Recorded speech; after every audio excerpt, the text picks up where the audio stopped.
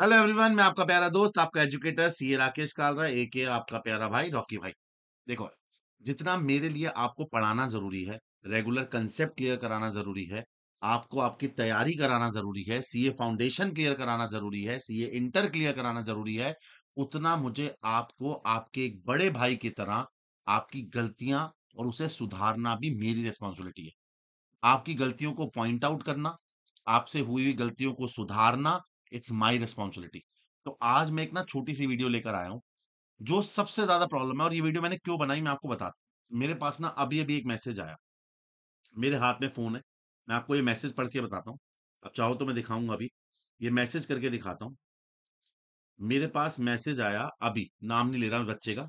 Hello sir, I am dash, योद्धा batch की subscription है मेरे पास सर, मेरा कुछ बैकलॉग कंप्लीट नहीं है, so I can not join live classes. आपके पास मैं नाम छुपा देता हूँ, सर कुछ बता दीजिए।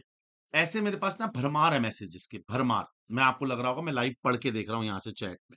ये देख, मैं यहाँ से लाइव पढ़ के देख रहा हूँ। नाम नहीं दिखाना था, बट जो भी है, मैं यहाँ से लाइव पढ़ के देख रहा हूँ। ऐसे डाउट ना बहुत सारे बच्चों के हैं, जिन्होंने लेट ज्वाइन किया, या किसी कारण से, कुछ पर्सनल रीजन की वजह से उन्होंने अपना क्लासेस कवर नहीं कर पाए, या किसी कारण से बीच में छूट गया, तबीयत खराब हो गई, पर्सनल कारण थे, फाइनेंशियल कारण थे, कोई भी कारण थे। अब वो बैकलॉग इकट्ठा हो गया। पता है बैकलॉग की सबसे बड़ी प्रॉब्लम क्या है? कि बैकलॉग ना आप पे एक मेंटल प्रेशर डालता है, जो आपको आगे बढ़ने ही नहीं देता। आपके दिमाग में हमेशा रहता है कि यार बाकी वाले मेरे से आगे हैं और मैं पीछे हूं। सोचो, आप उस रेस में भाग रहे हो जिस रेस में सब लोग आगे निकल चुके हैं और आप शुरुआत अब करने लगे हो। तो आपको हमेशा हारने का डर लगा रहता है। और ऐसे में ना दो ही रास्ते निकलते हैं। पहला रास्ता कि आप या तो मेहनत करके 100% भागते हो तेज, दूसरों से और ज्यादा तेज, अपना पेस और बढ़ाते हो और उनके बराबर और उनसे आगे निकल जाते हो। और दूसरा रास्ता होता है प्रोकास्टिनेशन का, कि यार आज नहीं कल कर लूंगा, चलो आज नहीं कल कर लूंगा, आज अभी पहले मैं ये वाला कर लेता हूँ, पुराना वाला बाद में देखा जाएगा।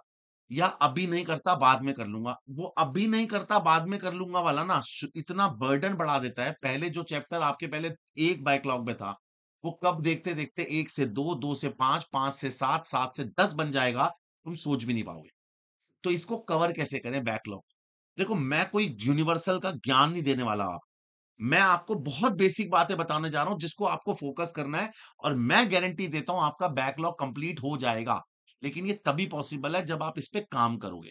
अगर आप इस वीडियो को नॉर्मल तरीके से सुनकर 1.5 और 2 पे सुन के भगाने वाले हो इस वीडियो को, या स्किप करने वाले हो ना, तो आपका बैकलॉग कभी कंप्लीट नहीं होगा।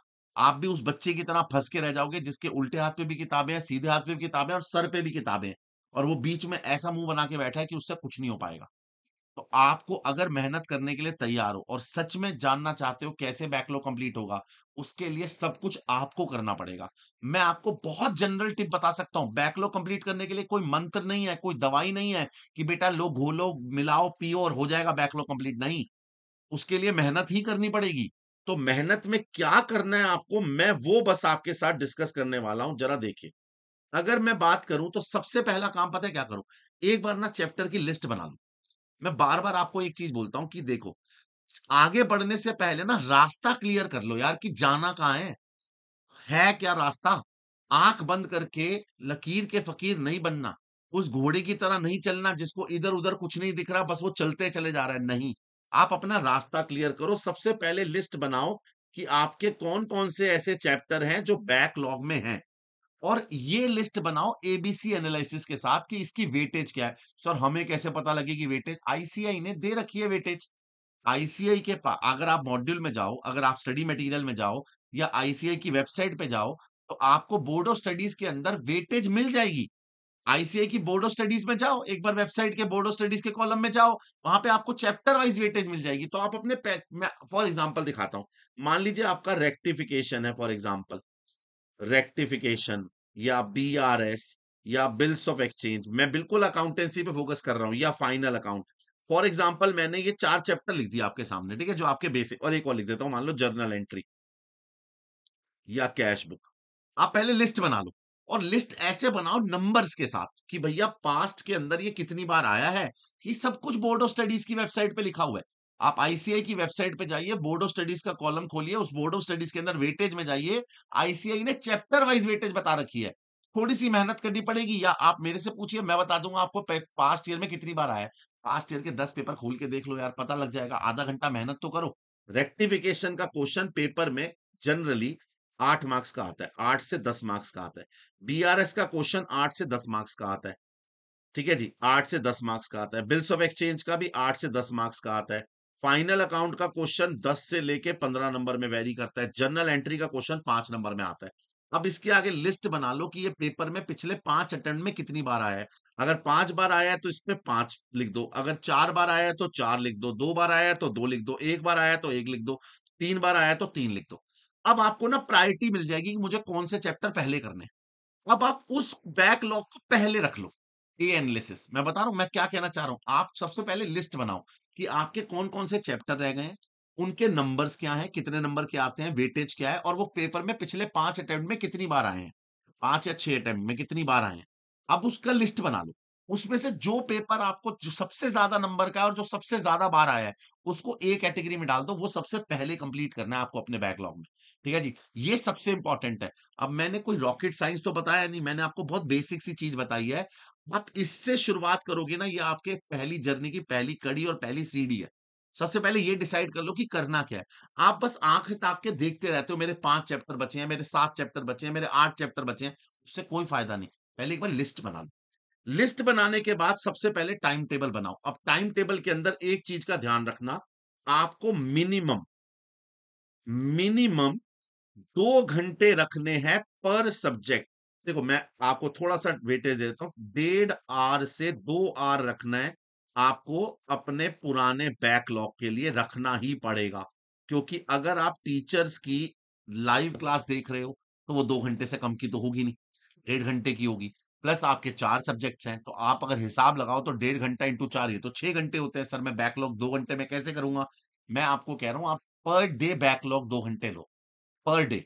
आपका बैकलॉग 5 दिन में कंप्लीट नहीं होगा, 10 दिन में कंप्लीट नहीं होगा, आपके कोर्स के कंप्लीशन के साथ जाके कंप्लीट होगा। तो बैकलॉग की लिस्ट बना लो, चैप्टर सब्जेक्ट वाइज, सब्जेक्ट में चैप्टर वाइज। आप एक साथ सारा सारा कंप्लीट नहीं कर सकते, धीरे धीरे कंप्लीट करो। आप रेगुलर क्लास के साथ पहले वो 2 घंटे का बैकलॉग का टाइम फिक्स कर लो कि ये 2 घंटे में बैकलॉग करूंगा ही करूंगा। ये 2 आवर्स आप इसको वन शॉट से कर सकते हो। अगर आपको चैप्टर पहले से आता है, जैसे बिल्स ऑफ एक्सचेंज पहले से आता है, तो उसकी लाइव पूरी 5 क्लासेस मत देखो, आप उसका वन शॉट कर लो।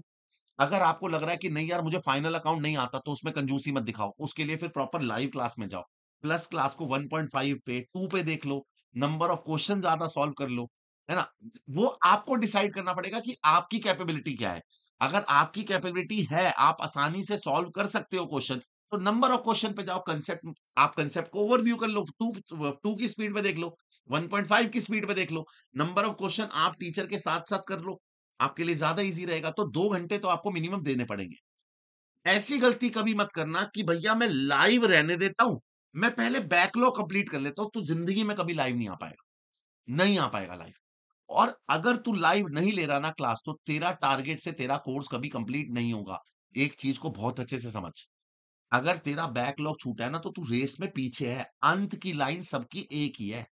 कोर्स कंप्लीशन की जो हमने डेट रखी है ना, वो उस हिसाब से रखी है कि उस कोर्स कंप्लीशन के बाद तुझे सिर्फ 1.5 या 2 महीने मिलेंगे जिसमें हम रिवीजन कराएंगे। अगर तू उस 1.5 2 महीने में भी अपना पुराना कोर्स ही कंप्लीट कर रहा होगा, तो रिवीजन कब करेगा? तो एंड जो लाइन है ना, वो सबकी एक ही है। तूने भागना लेट शुरू किया है, तो कवर भी तू ही करेगा। तू अगर कभी सोचे कि भैया मैं रेगुलर क्लास नहीं लेता, पहले मैं अपना पूरा बैकलॉग कंप्लीट कर लेता हूँ, लास्ट में जाके जब मेरा पूरा बैकलॉग कंप्लीट हो जाएगा, मेरा कोर्स कंप्लीट हो जाएगा, ऐसे तू जिंदगी में कभी लाइव क्लास नहीं आ पाएगा। रेगुलर जैसे ही नया चैप्टर शुरू हो, टीचर से एक बार जाके बात कर कि सर क्या मैं इसमें आज से लाइव ज्वाइन हो सकता हूँ? क्या इसका पुराना कनेक्शन है नहीं? और प्लीज सच सच बताइएगा। अगर टीचर तेरे को सच सच बताएंगे, सारे हमारे अनअकैडमी के टीचर तुझे सच बताएंगे कि हाँ बेटा तू इस चैप्टर से जुड़ सकता है या नहीं। अगर तू उस चैप्टर से जुड़ सकता है और उसका पुराने चैप्टर से लिंक नहीं है, तो वहां से रेगुलर हो जा और बैकलॉग को 2 2 घंटे देके कवर कर। ठीक है। और अगर तू रेगुलर नहीं लेता, तो मैं तुझे गारंटी देता हूं इस बात की, तू कभी लाइव आ ही नहीं पाएगा। और जब तक तू लाइव नहीं आएगा, तेरा कोर्स का अंत नहीं होगा। तुझे डबल मेहनत करनी है। तुझे डबल मेहनत मतलब तूने लेट शुरुआत करी है, लाइव वालों के साथ, लाइव लिख दिया मैंने, लाइव वालों के साथ तो तुझे भागना ही भागना है, और तुझे अपना पुराना कवर किया हुआ, उनका निकला हुआ जो बैकलॉग है, वो इसके साथ पैरेलल चलाना है। बैकलॉग, ऐसे तो बैकलॉग बड़ा ही होता चला जाएगा। तुझे लाइव क्लास के साथ बैकलॉग कवर करना है। आई एग्री, मेहनत ज्यादा है, लेकिन मेहनत रंग लाएगी। तू कर सकता है। बस इन बातों का ध्यान रख। सबसे पहले तो आज ही बना लिस्ट। एक बार 100% आज बना। जैसे ये वीडियो देखी तूने, एक बार लिस्ट बना। तुझे मैक्सिमम 1 घंटा लगेगा ये लिस्ट बनाने में कि तेरे कितने चैप्टर्स हैं, वो कितने नंबर के हैं, पास्ट अटेम्प्ट में कितनी बार आए हैं। आईसीए की बोर्ड ऑफ स्टडीज की वेबसाइट पे सब कुछ लिखा हुआ है। ठीक है। उसके बाद टाइम टेबल निकाल ले, तू 2 घंटे कब निकाल सकता है। बहुत अच्छा ये रहेगा कि अगर तू डेढ़ डेढ़ करके 2 सब्जेक्ट इकट्ठे चला पाए। नहीं तो मिनिमम 2 घंटे तो तुझे देने ही देने हैं। अगर डेढ़ डेढ़ करके 2 दे पाएगा तो बहुत बढ़िया। एक अर्ली मॉर्निंग रख ले, एक लेट इवनिंग रख ले। ठीक है। और प्लस रेगुलर क्लास जरूर देनी लेनी। रेगुलर क्लास के साथ बैकलॉग कंप्लीट करना है, सिर्फ बैकलॉग कंप्लीट नहीं करना है। बात याद रख, अगर तू ये 3 छोटी सी बातों को समझ लेता है, तो मैं गारंटी देता हूं तेरा ये बैकलॉग कवर हो जाएगा। बस ये 3 बातें। और इससे रिलेटेड कुछ पूछना हो तो कमेंट सेक्शन ऑन है। कमेंट सेक्शन में कमेंट कर। मेरे से पूछ तुझे क्या प्रॉब्लम है, मैं कमेंट में जवाब दूंगा। तेरे पर्सनल डाउट्स के भी कमेंट में ही जवाब दूंगा, जो तुझे पर्सनल फील हो रहा है। ठीक है। आशा रखता हूँ ये वीडियो उस बच्चे तक जरूर पहुंच जाएगी जिस बच्चे को इसकी सबसे ज्यादा जरूरत है, और तुम उसके सूत्रधार बनोगे। तुम इस वीडियो को शेयर करोगे, तुम उस लोगों तक पहुंचाओगे जिस लोगों को इसकी सख्त जरूरत है। ठीक है। तो भला करने पे ना तेरा अपने आप भला हो जाएगा। ठीक है। तो याद रखियो, कवर कर ले बैकलॉग और बड़े आराम से हो जाएगा। सब करते हैं, तू कोई अनोखा नहीं है जो तेरे से नहीं होगा, या तू कोई अनोखा नहीं है जो तू कर रहा है। सब करते हैं, तुझे भी करना है। ठीक है। Let's crack it.